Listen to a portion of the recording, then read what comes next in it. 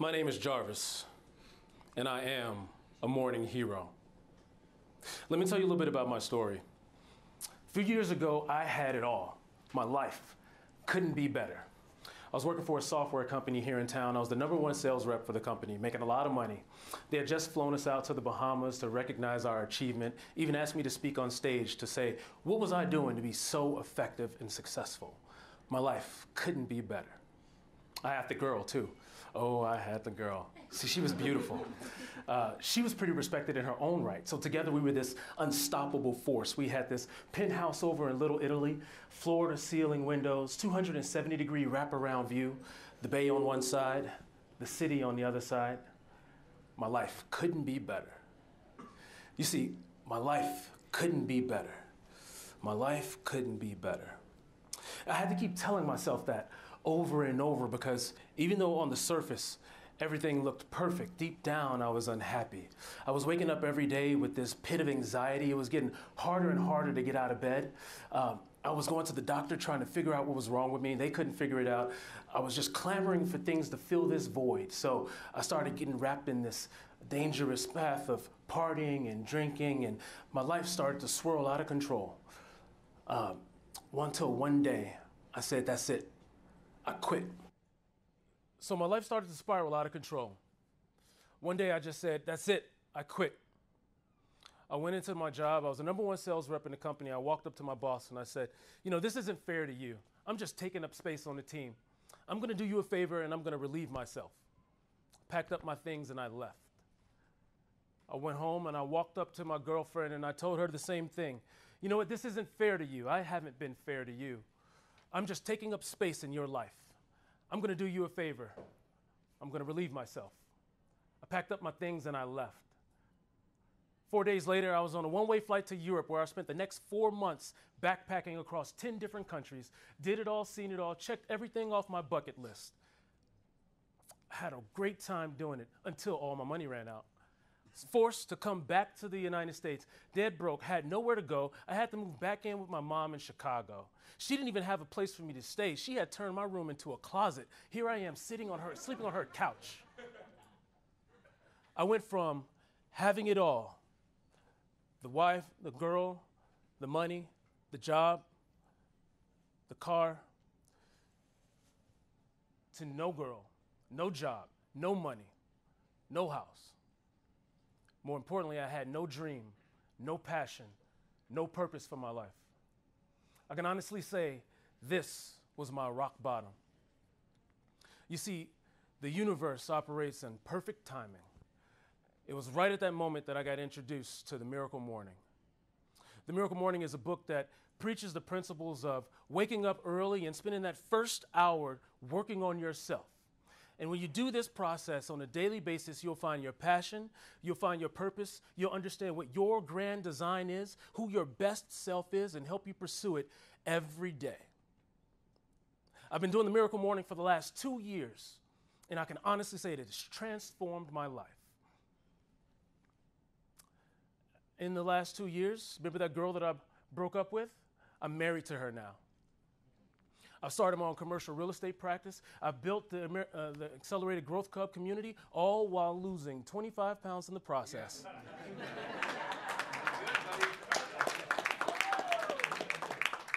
I can honestly say this very moment, my life couldn't be any better.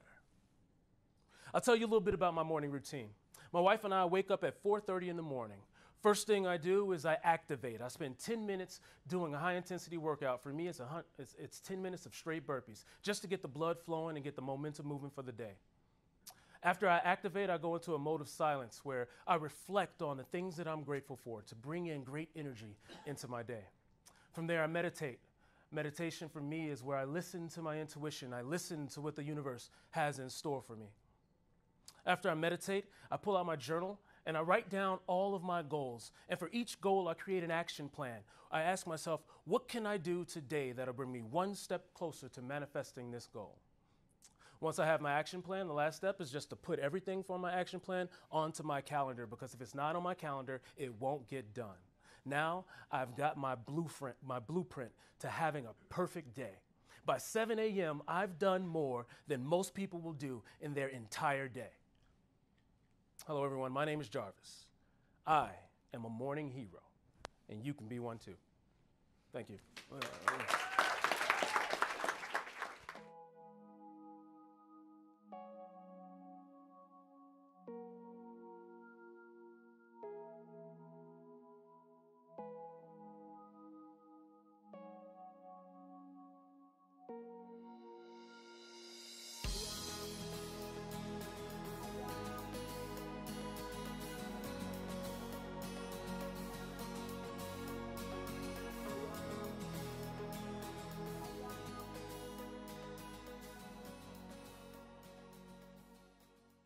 That was awesome. That was awesome. We got some great messages in here. That is just to kind of stir up the pot and get you thinking about what your message is, because someone needs to hear your message. Whatever your message is, there's someone out there that needs to hear it, and you were blessed with your story, and now you are obliged to use your story to connect with other people, to help other people with it. And so with that being said, no pressure, but Mark is going to help you. Mark, if you aren't familiar with Mark, Mark is the organizer for TEDxSan Diego. He helps groom and prune speakers for TEDx stages. So Mark works with people on understanding what your story is and how do you package that story, frame it to make impact and cause impact through it. So with that being said, we're going to turn it over to Mark and let Mark enlighten us on now we know what our stories are. What do we do with it? All right, go Mark it. All right. Thank you so much. So I have my own morning routine. It involves granola and bourbon,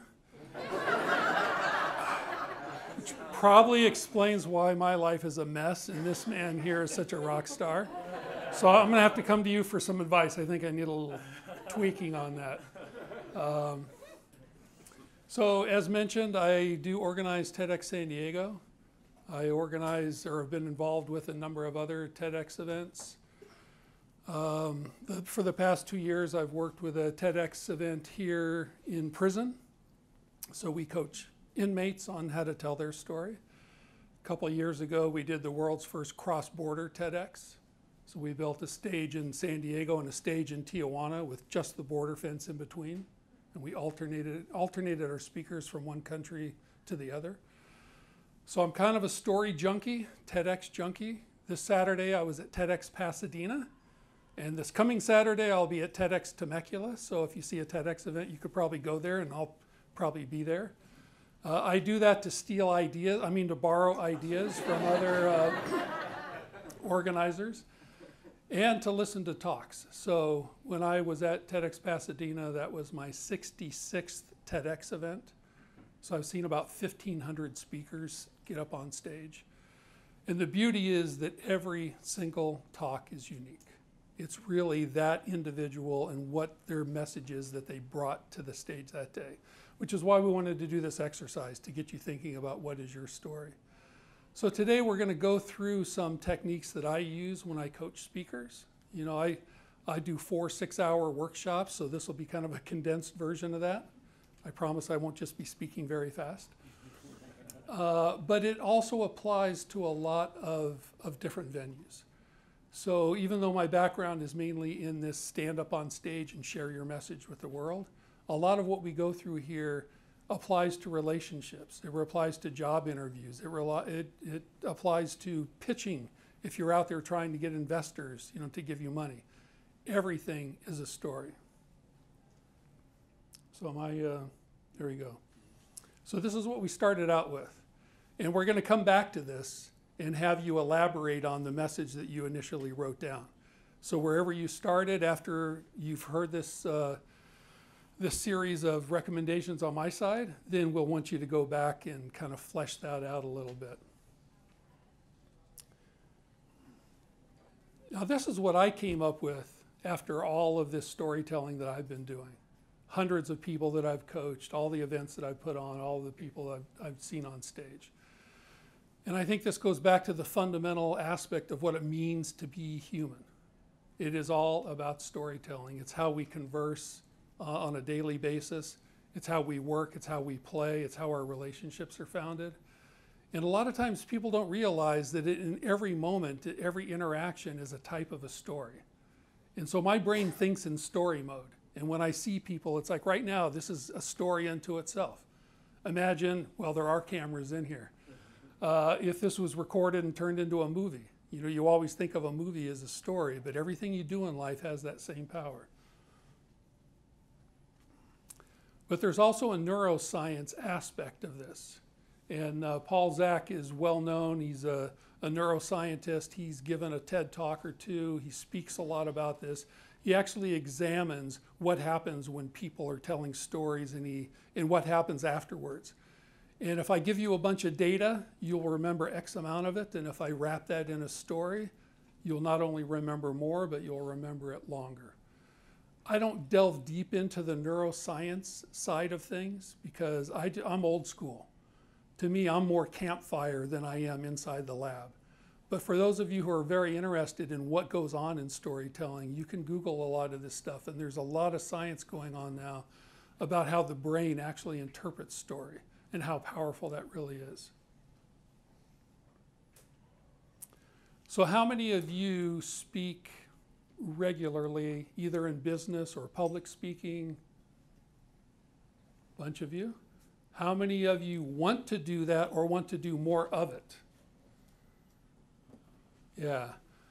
So a lot of people say, yeah, I really want to speak, but you know, I'm afraid of speaking. It's just not my thing.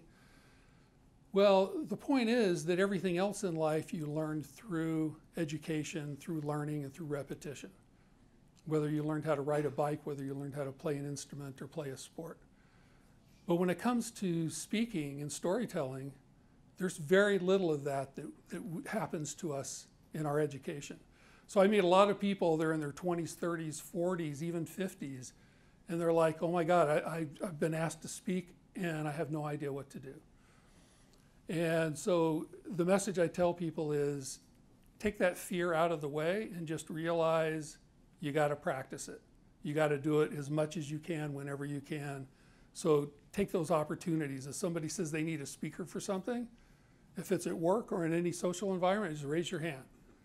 The more you do it, the more comfortable you get with it, the better you're going to be at it, just like anything else.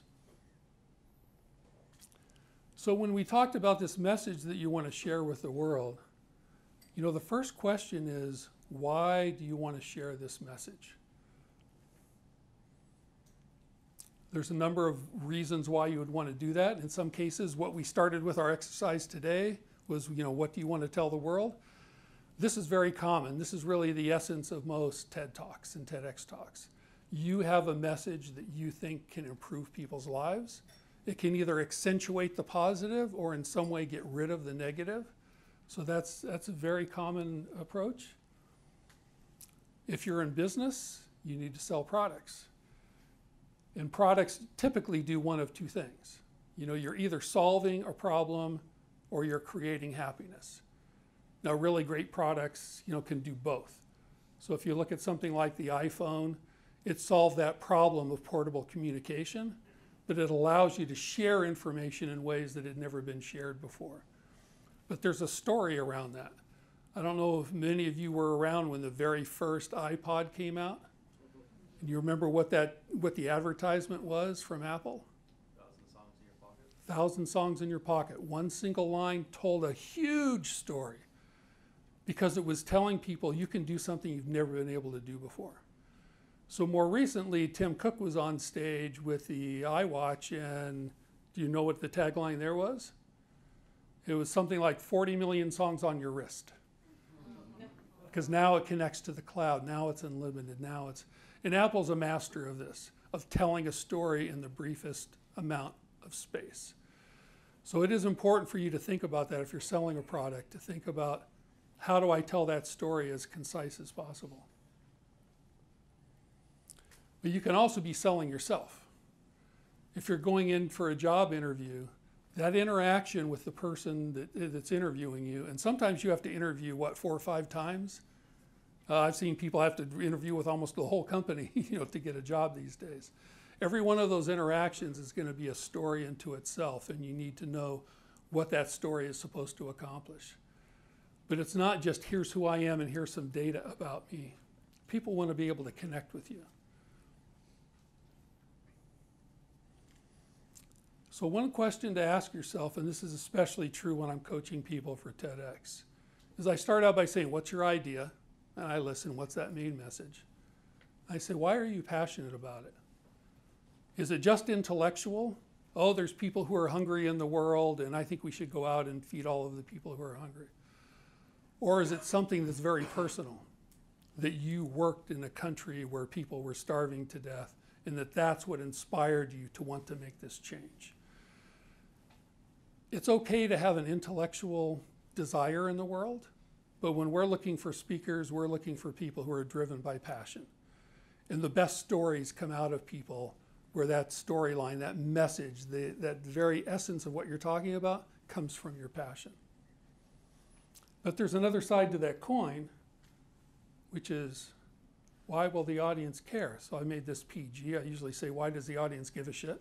I think we can handle it. But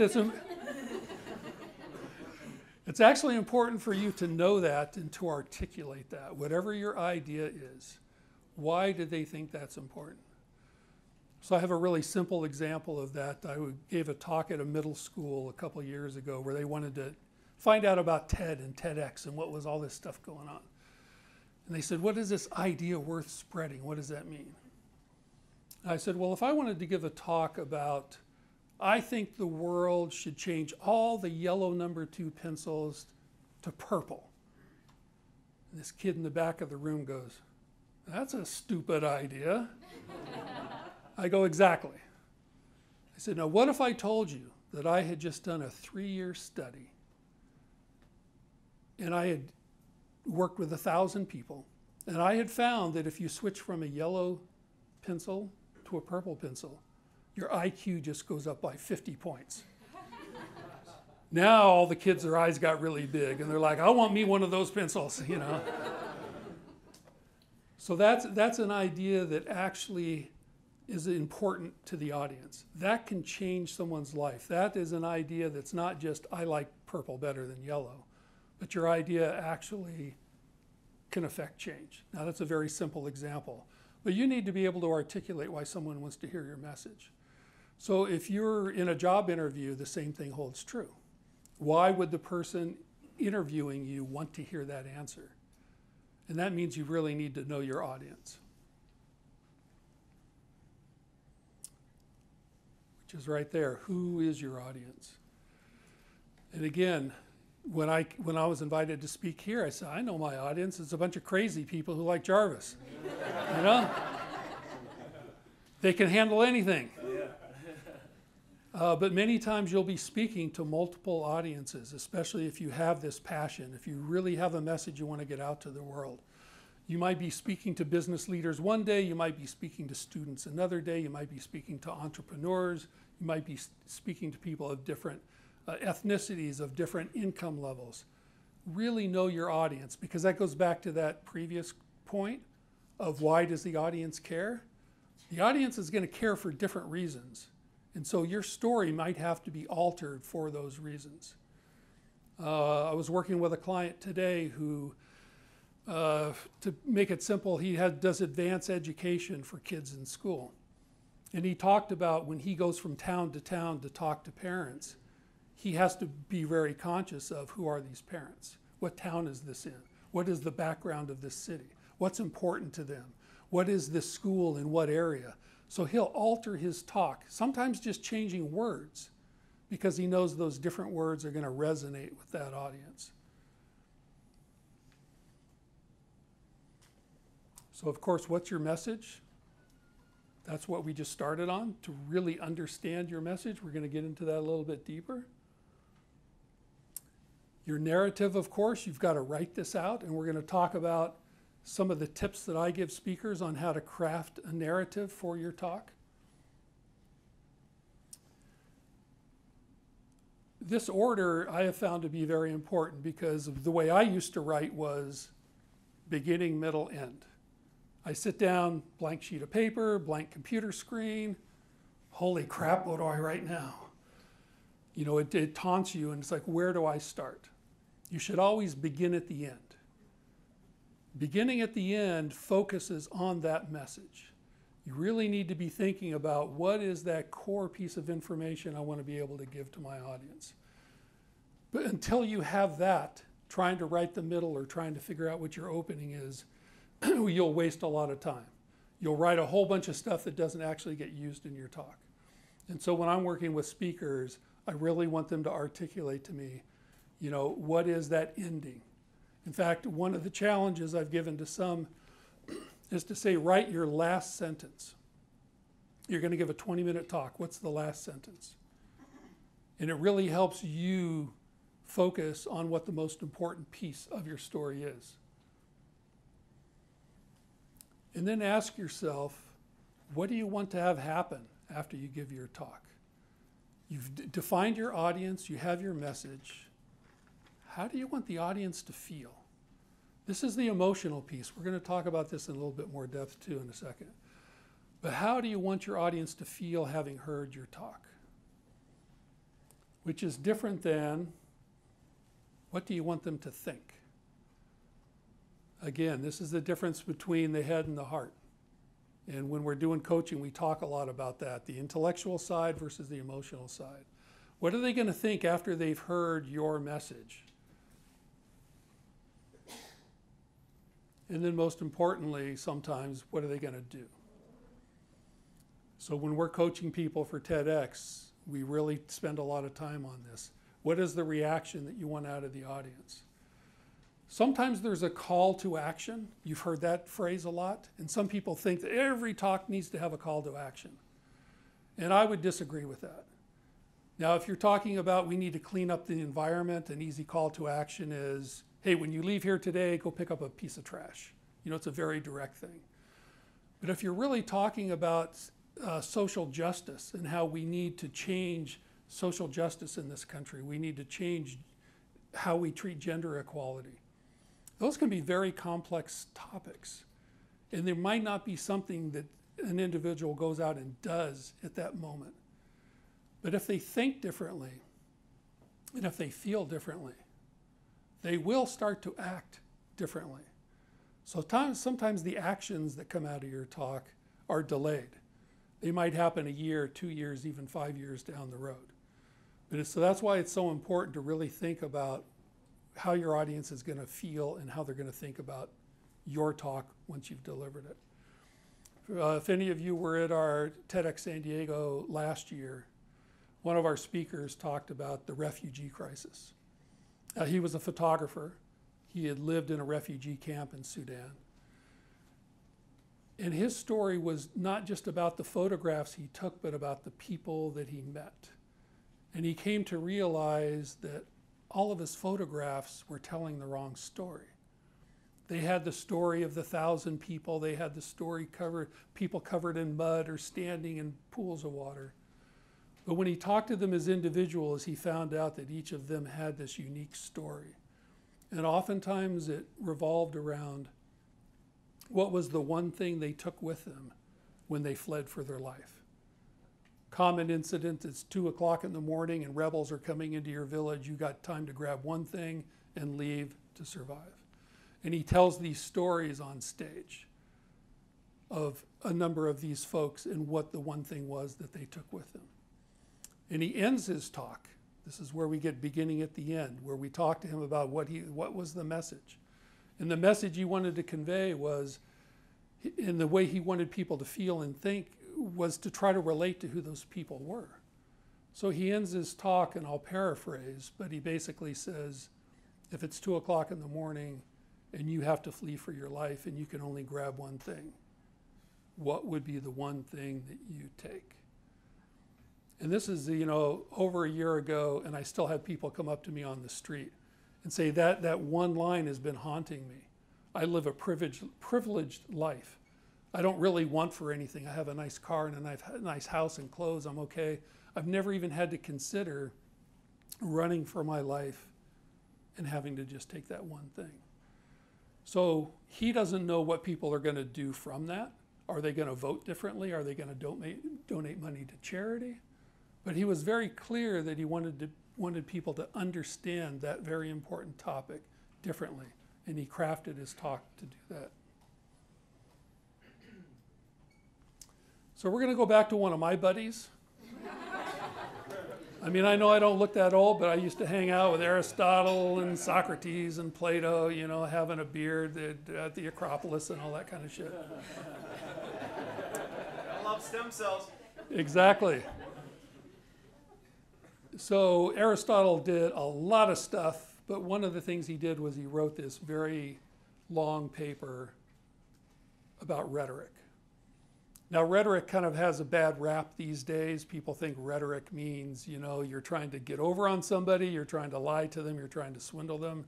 Long story as to how the meaning of that word shifted over time. But rhetoric was really this serious topic that was discussed some 2,400 years ago, because there was no internet, no cell phone, no microphone, there was nothing. Everything was transmitted through storytelling. And politicians who wanted to win people over to their way of thinking had to be able to convince people that they were the right person with the right idea. And so he did a lot of studying of what that meant to be able to do storytelling in public.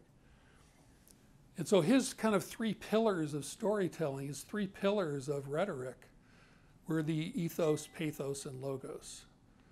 And these, I've already referred to them earlier in one sense, where the ethos is really your own personal character. You know, somebody needs to connect to you as being an honest person, a person of integrity, a person that I can trust. There has to be that kind of connection one-to-one. Pathos is that emotional side of the argument. What is it about your argument that's going to touch somebody emotionally? And finally, we talk about the intellectual side of the equation. So it's kind of that head and heart coming back again.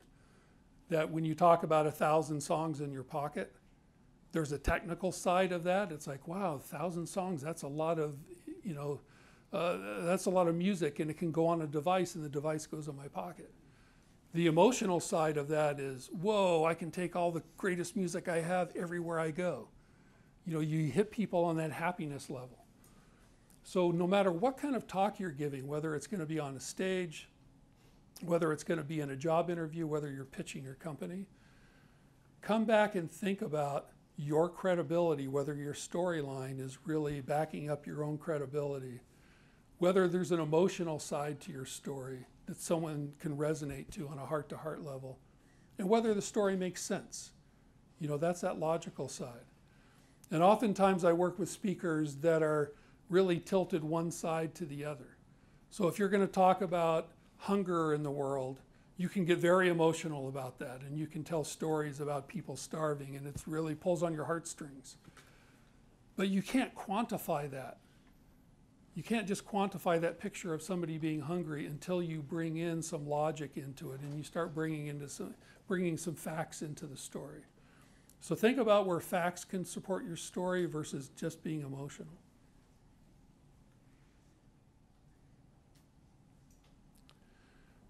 Tell this to every speaker, that the audience should see the world differently after hearing your talk. Now, that doesn't mean that you solved world hunger. That doesn't mean that you came up with this brilliant idea that's going to, you know, revolutionize an industry. But you're going to shift their consciousness. They're going to see things differently after hearing you speak than beforehand. So again, applies across the board. Let's say you're going to do a pitch to investors. That investor walks into that room to start this conversation, and he has his own view of the world. Let's say this was before there was an iPod around, and he's thinking, well, yeah, music is played through stereos, and people have some personal cassette recorders, and very limited. He knows what that world looks like. You describe this new product to him, and he now sees a whole different vision of the future. Those are the kinds of people who write you checks, by the way, when you can show them a different version of the future.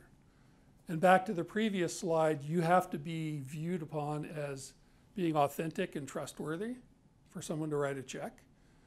That emotional side of that is like how cool it's going to be when everyone in the world has this product. That the intellectual side is, so how is this product built and what kind of margin is it going to be built at? And so how am I going to make a boatload of money? Because the only time they write big checks is when they want a check back that's usually 10x of that check. But if you're giving a talk that we started off with earlier, and I want you to think about this now when you go back to revise your what's the message you want to share with the world, really think about your message, how you would present it, and how the audience would see the world differently.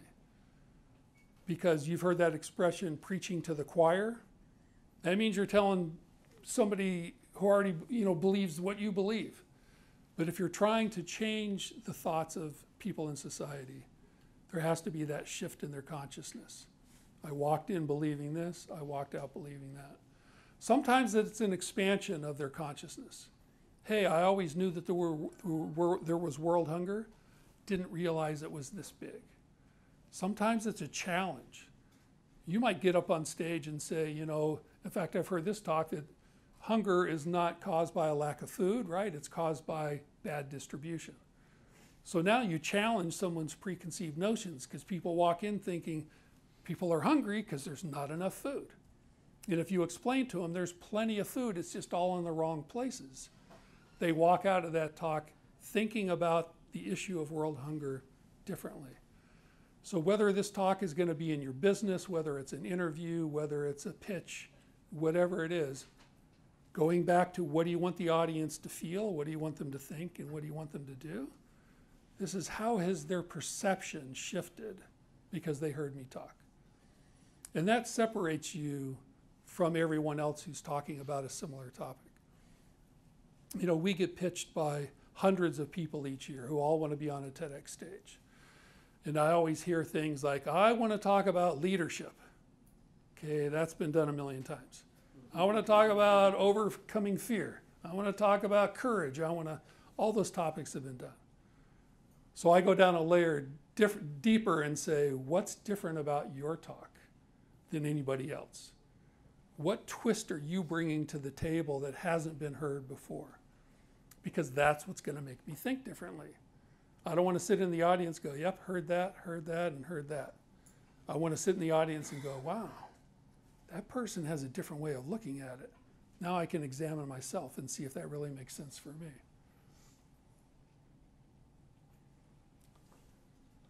One of the beauties of doing a TEDx style talk and having that, what's that message you want to share with the world, is that people leave that theater not only thinking a little bit differently, but they've actually taken a piece of you, taken a piece of your story, and they carry it around with them. So a personal example that I experienced, this was in the second TEDxSan Diego. We started back in 2010. So in 2011, one of our speakers was Richard Dreyfuss. So for those of you old enough to remember Jaws, and many other movies, he was a famous Hollywood actor. And he comes to speak, and I'm thinking, okay, this guy's going to tell us some crazy Hollywood stories. I didn't expect anything profound. But his passion is civics, teaching kids about how government operates and how that's been pushed to the background in school, that other subjects have become more important. And he felt that we cannot have a society that's properly governed unless our students are taught how government's supposed to work. Now, at that time, when I was hearing his talk, my son was going to go into high school the next year. And while I was also concerned about that topic, is my son going to learn about how government operates? It actually gave me a bigger question, which was, what is school going to teach my son in total? And what are they not going to teach my son? And what is my role as a father to understand what he's being taught and to try to fill in gaps that I think are important? So here's this one 15-minute talk on stage, and for the next 4 years, that changed my life. It changed who I was as a father. It changed my relationship to my son. Now, he didn't know that he did that to me. We've never spoken about that. But he came to the stage with his passion, with his message, and he's very articulate in talking about the importance of civics and why he feels it's important and why he thinks that the world needs to change. And I was able to take a little piece of that with me and carry it forward. So when you write a really good talk and it's really impassioned with what you believe in, and you've asked yourself, why does the audience care? And you've included that in your talk, then you have that magic ability that when people leave, they've actually taken a little piece of you. I can see my time is up. Not my phone. So sometimes things get lost in translation when you're converting from Keynote to PowerPoint. So this is not supposed to be an eye chart. But I wanted to bring this up because I'm working on a talk right now that's not about storytelling. It's actually about story listening, which I don't have time to get into today, but I've really spent some time examining these 4 quadrants of communication. I mean, this is what we do. This is how we communicate. We read and we write and we speak and we listen. Now, when you were a baby at 6 months old, 99.9999% of your time was spent listening. You didn't have an iPad. I mean, you got to wait till you're 1 year old now to get an iPad, right? You couldn't write, you couldn't verbalize, you listen. And that's how all of your information came to you. But as we develop as humans and we start to be able to speak and then we learn how to be able to write, that listening piece kind of fades away. And even when you get into school, even the speaking piece is kind of secondary. It's reading and writing. It's a lot of reading and writing. Read all these books and write a report. Maybe you get to stand up in front of the class to deliver a report, but most of it is all reading and writing. And it's important to understand how those things work differently from a cognitive sense. So when you're reading and you're writing, you can take as much time as you want. We all work with word processors, so you can edit to your heart's content, go back over it again and again. If you're reading a book and you come to a difficult passage, you can stop, you can think about it, you can turn the page back, you can reread it. Speaking and listening has some of that in it when you're in a two-way conversation. I can say, hey, wait a minute, can you please explain that to me, Jarvis? Give that back to me. But when you're doing public speaking, when you're up here just telling your story, you have one chance to speak, and the audience has one chance to listen. You can't go backwards in time. There's no pause button on me. You can't, hey, Mark, we want to rewind you back about 2 minutes. I want to hear that piece again. Now, the beauty of TED Talks is that they get recorded, so you can go and watch them. But when you're writing out a talk, when you're writing out a message, you have to understand how important word choice is. Again, back to knowing your audience. It has to be something that's going to be understandable. It has to be spoken in a way. This goes back to Aristotle and rhetoric. The politicians really try to master that art of delivering a message that's understandable, that's going to resonate with the audience. There will be those times when they're really sad and solemn, and those times when they're really energetic and they try to fire up the crowd. So I bring this up because I want people to be thinking about that when you're getting ready to do a talk, when you're going to do a verbal message, to be thinking about how the other person is going to be able to hear that. And then flip that around. And when someone else is speaking, to really ask yourself, are you truly listening? Now, I've done kind of a psychic survey here, and 47% of you are wondering what you're going to have for breakfast tomorrow. And why your bourbon is not part of that equation. But our mind tends to wander, and we oftentimes don't even give people their due, that respect of listening properly. And I think listening is really a lost art in the process. And what I've come to find is that the best storytellers happen to be the best story listeners. Because it's when you listen, and when you listen with compassion and empathy, that you really hear the whole story that's there. One of the things that I realized and why I do coaching And I don't know where this came from, but it is kind of this natural gift that I can hear someone's story and hear what's not being said. And that allows me to dig deeper and to ask them questions about what's underneath this. Why did you say it this way? What's missing? What's part of this story? And when I start coaching someone, their story is usually pretty surface level, and it takes a while to get deep. Sometimes with an executive, they feel like, hey, this is all power and I'm confident and I know what the hell I'm saying. And I'm like, yeah, no, you don't. Let's go deeper and deeper. Let's find out the real story to how you got to where you're at. One of the biggest challenges was coaching inmates in prison. Some of these guys did something very bad when they were 18. They're now in their 40s. Spent their whole life in prison. And they'll say, no one has ever asked what my story was. No one has ever said that what I have to say is important. And so it's very difficult to get into the real story. And we go into prison week after week after week after week. And after about 3 months, we start to see this very rich story come out. And that only happens through really listening to what's being said and what's not being said. So I would invite you in all of your interactions to not just hear the words and go, yeah, okay, I got you, but kind of ask that question of what else is in this story? What's not being told here?